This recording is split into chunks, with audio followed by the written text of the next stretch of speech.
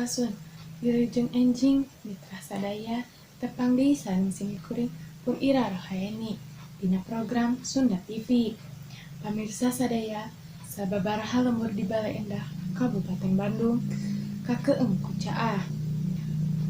Sababaraha warga ngalewatan jalan ngeyembe di wewengkon Kelurahan Andir, Kecamatan Balai Endah, Kabupaten Bandung, Senin 11 Januari 2002 hiji.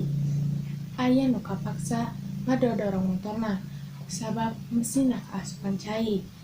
Antekna henteu hurung. Caah ieu nimpa babaraha lembur di Kelurahan Balai Endah.